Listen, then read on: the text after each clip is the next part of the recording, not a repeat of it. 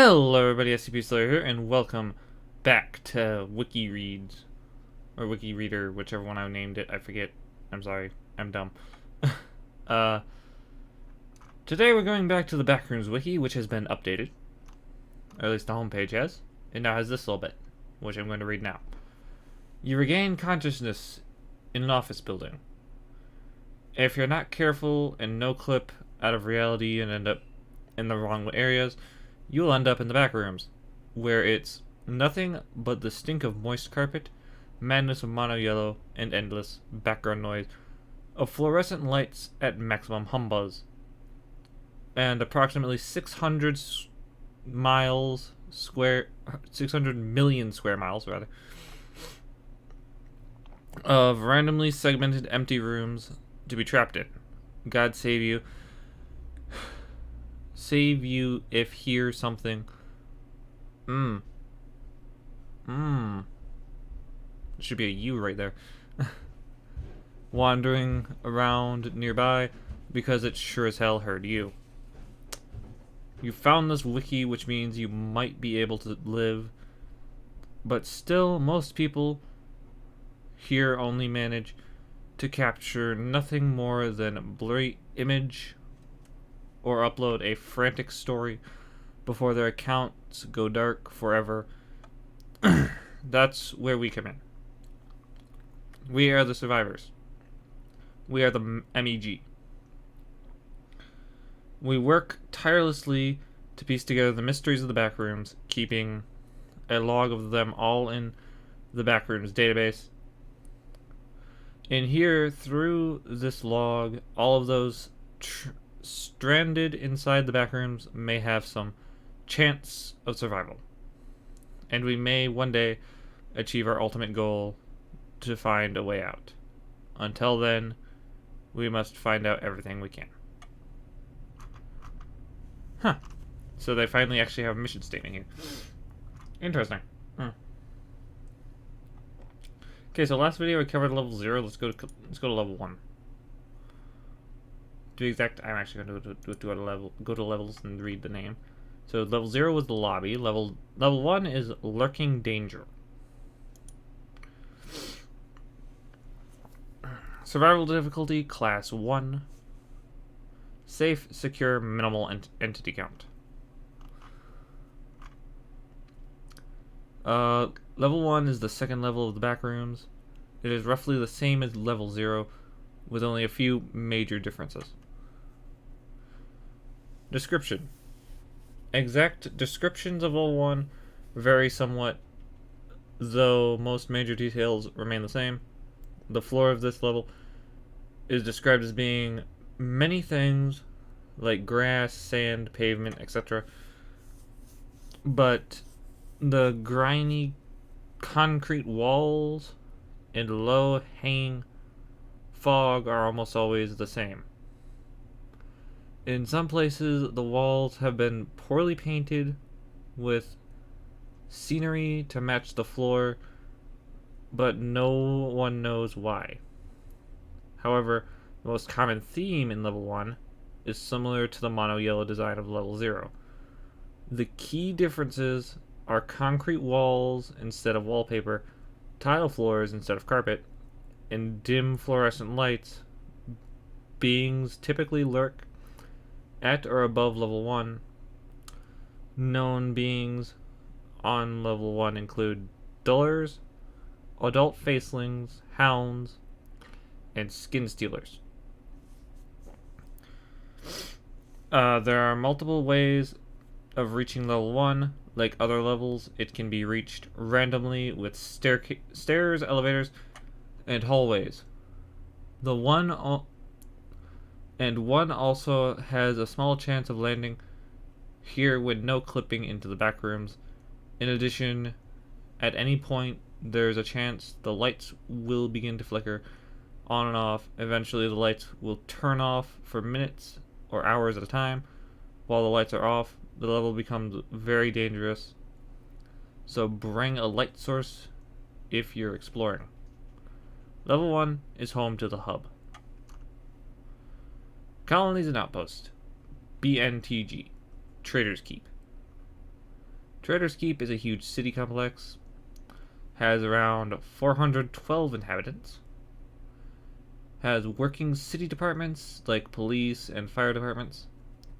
Trader's Vault is the main place for all the supplies in the backrooms wanderers. For the backrooms wanderers, Trader's Vault is set up in the storage hall in level 1. Keeps communications with the MEG. Entrances and exits. Get here from level 0. In level 11, if you walk into a building, you may end up here. If you climb on one of the trees in level 11.5, which I don't think exists anymore, you will have a chance of entering level 1. Open one of the doors in level 441.5, which also I don't think exists anymore. To enter this level, enter one of the unlocked doors in level 54 to get to level 1. Walk through one of the doors in level 82 can lead you to level 1. The end of the 5th event in level 92 can lead you here. You can get here after completing the King's Trial in level 94. You can leave level 1 by simply continuing to explore the back rooms. Level 1 usually leads to level 2 or back to level 0. In level 1 it is possible to find holes in the walls that will lead you to level 19, which are very rare entering. A dark wall can rarely lead to level 28. Rarely you may be transported to level 38 randomly. No clip through the ceiling and you will be at a party, aka level fun, secret level.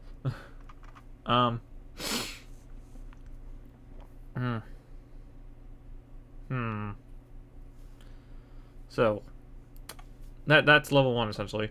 And of course, here's the image, the concrete walls of level 1.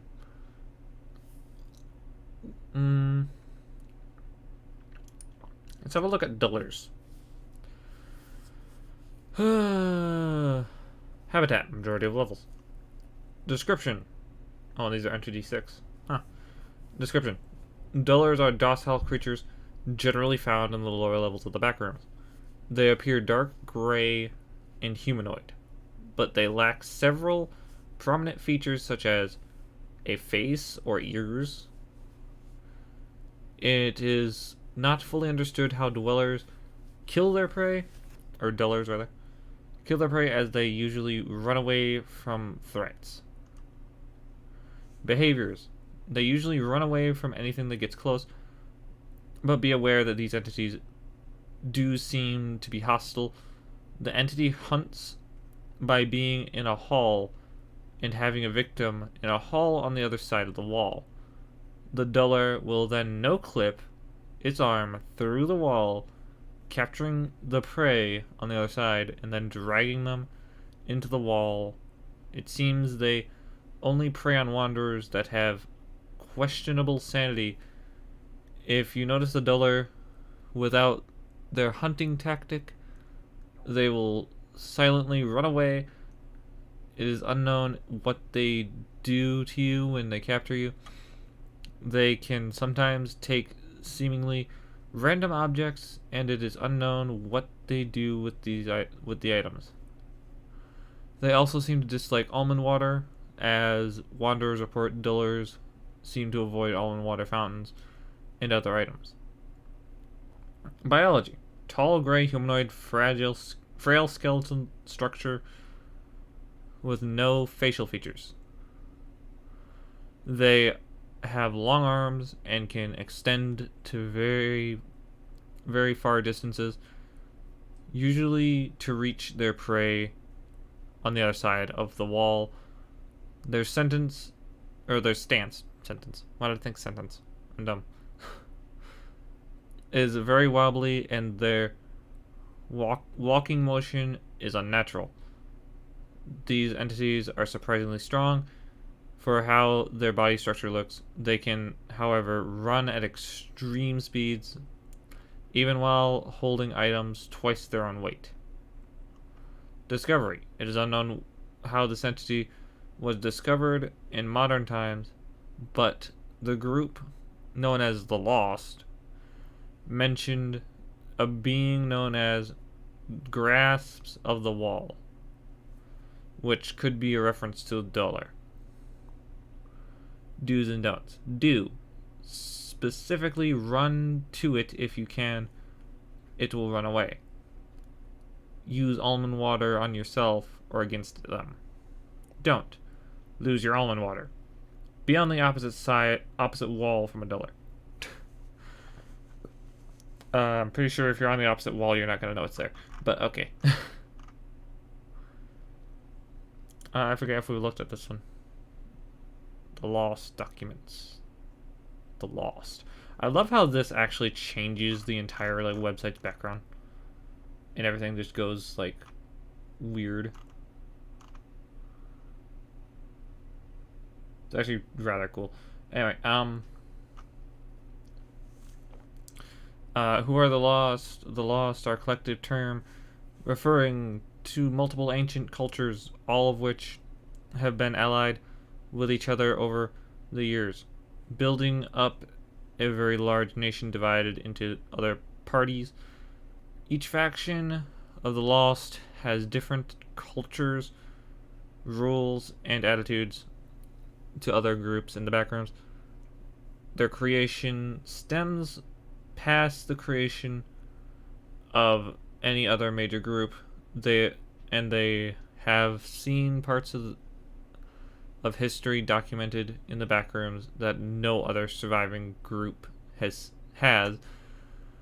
During the time period at which the Lost first faction joined the backrooms, during the time which the Lost first faction joined the backrooms. Something's not right about that sentence. I'm not sure what's missing. Not many other humans existed. Thus, they were able to grow to a large size without the threat of warring factions. The exact number of members in the Lost is unclear due to their seclusive nature. Why did I have trouble reading that? I guess it's not a word you see all the time. However, if every part of the faction is accounted for, their size may roughly be the same as the cult reach. Relations with the Lost, also I don't know if I'm pronouncing that right, must be held at high rate, as war with one of them means war with all sides of the group due to their bond in arms. Allied societies. So far, 2 allied nations have been documented. The Lost Sons, the original group of the Lost Ones, who eventually started to ally with other groups from a bigger group. The Lost Legions, a Greek and Roman group who first proposed a partnership with the Lost, thus creating the Lost Alliance. Huh. They've changed this since I last read it. What are the Lost Sons? Oh shit. Okay, I'm gonna save the rest of this for its own video. Right now we're focusing on fucking level 1. That's gonna be a video of all on its own. Let's see, we've looked at hounds, we've looked at facelings. Actually, have we looked at adult facelings? Yes, we've looked at facelings. I think.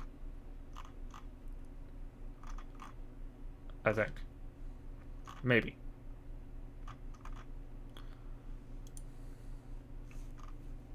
I'm not sure. But, let's look at skin stealers. I think we've looked at facelings though. However, those guys have a really deep thing, and I'd rather save them for a higher level if I haven't. Because they appear all over the fucking place, and holy shit. Majority, most commonly level 1, level 2, and level 3. Entity 10, more commonly known as the Skin Stealers, are large humanoid entities that can wear the skin of their victims as a disguise. They eat human flesh when in a hunger state and otherwise roam aimlessly if they do not need to eat. Their blood is translucent and they can mimic human speech. They are most commonly found in the first 4 levels, but have been reported in several levels. Behaviors. Skin stealers are typically docile creatures and will wander aimlessly if they do not need to feed. In this stage, they will not be hostile unless you aggravate them. How did I'm dumb, I'm sorry. In a hunger state, they will seek out humans wandering alone and will then use their strength to tear them apart with their hands. Biology. Skin stealers have tall, pale yellow humanoids. Have tall, pale I'm dumb. It's R. With sunken white eyes, their outer layer of flesh is covered with microscopic bumps similar to the suckers of an octopus's tentacle. These stick to the skin that is torn off humans and push and pull on it to make it fit until the skin stealer looks identical to a human. These bumps also pump blood and nutrients into the skin to make it feel warm and alive, as well as prevent decomposition. In addition, it heals the skin, hiding any cuts that may identify a real human. After a period of 24 hours, the skin will be digested through the surface of the skin stealer, and the skin stealer will enter a docile state. The skin stealer also has the ability to speak, but it cannot understand language. It will repeat what it hears, often in varying languages, in order to lure in prey, but it cannot actually communicate. Although, since a typical skin stealer rarely uses their voice, this is not a good way to tell them apart from real humans.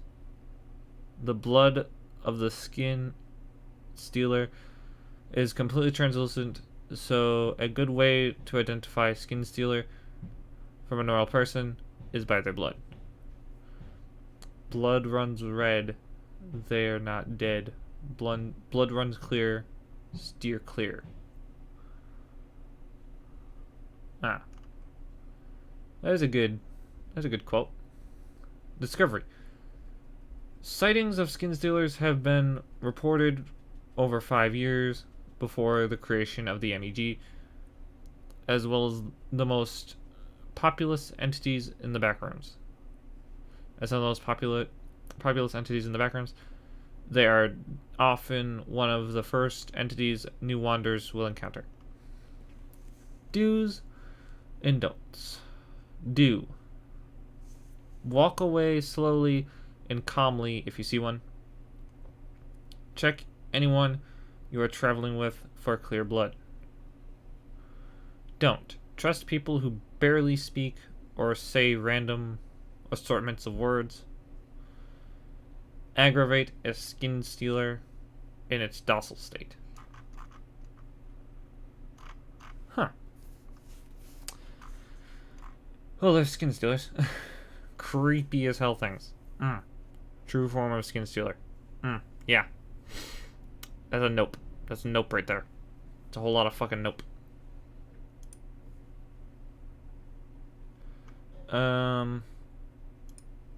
Let's have a look at hounds. Famous video of wanderer running away from a hound. Entity number 8, habitat majority. Description: the name hound comes from the dog-like nature of this entity, crawling on all fours and mauling anyone that provokes them. Hounds are humanoid, with a strange biology, with arms and legs that are built for travel, and on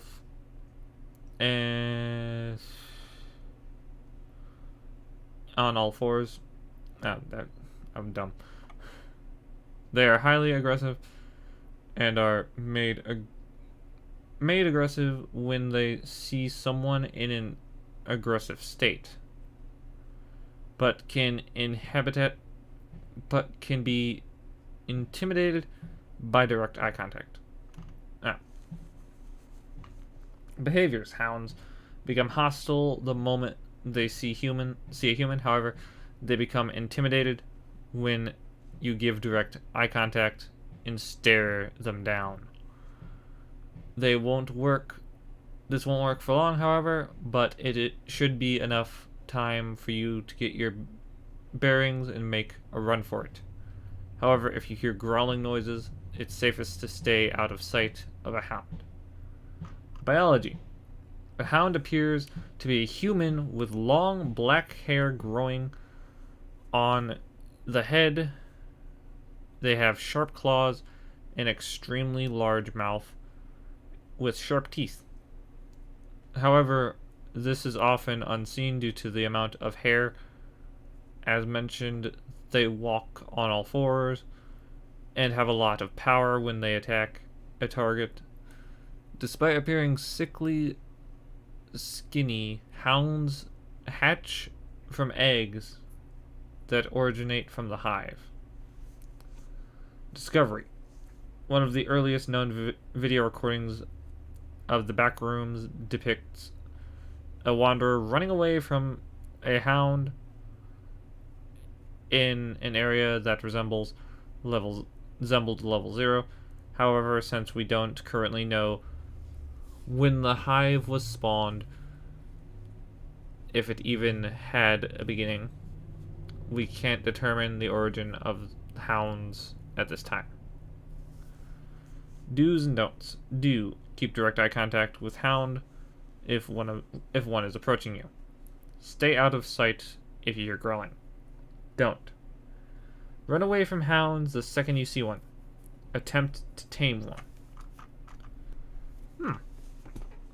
So you don't want a human dog. And the hive deserves its own video because the hive is an extremely interesting area. Let's see, how long have we been recording? I think that's all the stuff on... Well, I guess we should go over the storage hall.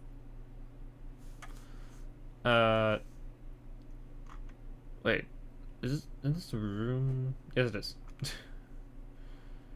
course, survival difficulty, class 1, safe, secure, minimal entity count. One of many pictures of the Trader's Vault. Trader's Vault, originally known as the storage room, is a hallway found in level 1. Description: Trader's Vault is a long hallway of storage rooms with garage doors on each room.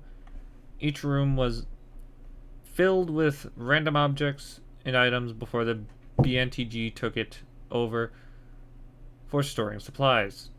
This room is now known as Trader's Vault, created by the BNTG for storing supplies to give to wanderers of the backrooms in need. Every room is labeled with the proper designation: food, weapons, etc. The strange properties is that random objects keep disappearing and reappearing in random storage rooms. Old and new, even completely new items appear out of nowhere The only item that never moved nor was ever used was a Ferrari 250 GT series from 1952. A car with a light blue color. It is unknown why this car never disappears like the other objects in the containers, nor why it's the only car found in this room. The car is stored in the miscellaneous storage room until further studies can be taken. Entities from level 1 do not in fact spawn here, but the rate is much lower than level 1's normal entity spawn rate. The Cold Reach has sent numerous attacks on Trader's Vault in the act to steal supplies, but that has never been successful. Colonies and Outpost, BNTG, Trader's Vault crew. The crew consists of 40 people, including the later Matthew. The vault is heavily protected by security. The crew usually finds and stores the objects they come across for further use. Trader's Keep members are allowed to use these items for their own uses. Entrances and exits. Entrances. To enter the Trader's Keep, you must go through their city until you will find 2 guards next to a door with a window. Have the guards allow your access to enter the Trader's Vault. Exits. To exit, just enter the doors on either side of the hall.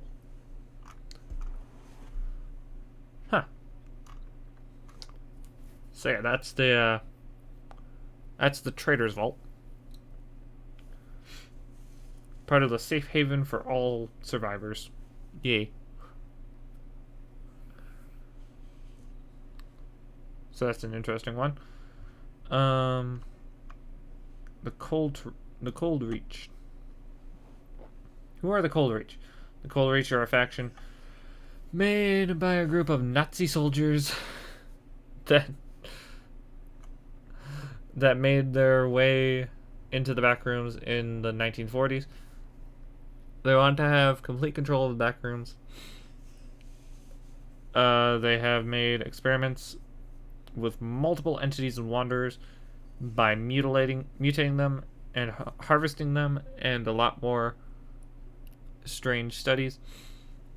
They're at war with the MEG for territory of levels for their experiments, and they constantly attack the BNTG for their supplies and equipment. The Reach's main base is unknown, but has been called Project Umbernheimen. Project Takeover by members of their faction. Stories. Here's a list of stories that have happened in the Cold Reach that are not in order. Just discovery log. List of teams. Reach leaders, the new access powers. Reach squads. Not gonna even try to pronounce those names. These are all friggin' the outposts. Project Ubernheimen. Main base unknown. Project Jaggerfist. Entrance to the Hive. Oh, so they're experimenting in the Hive. Good to know. Project Skullwill. Unknown level. Project Retinal Angus. level 6. Project Og Oscafernist, level 8. Project Alctorsphere, close to the entrance, on level 3. Huh. Never actually... This entire little outpost thing is new. That used to be blank. No, go back. There you go. And, yeah, I think that's it for this video, guys. So this was level 1, and as much info as I could read in the amount of time that I had. I will save facelings, if I haven't read them already, for another thing, and the hub deserves its own video, because it's the hub. Yeah, guys, I hope you did enjoy it. If you did, leave a like, comment, subscribe, you know the drill. Anyway, guys, I'll see you next video. Don't forget to visit this website. Link in the description. Peace!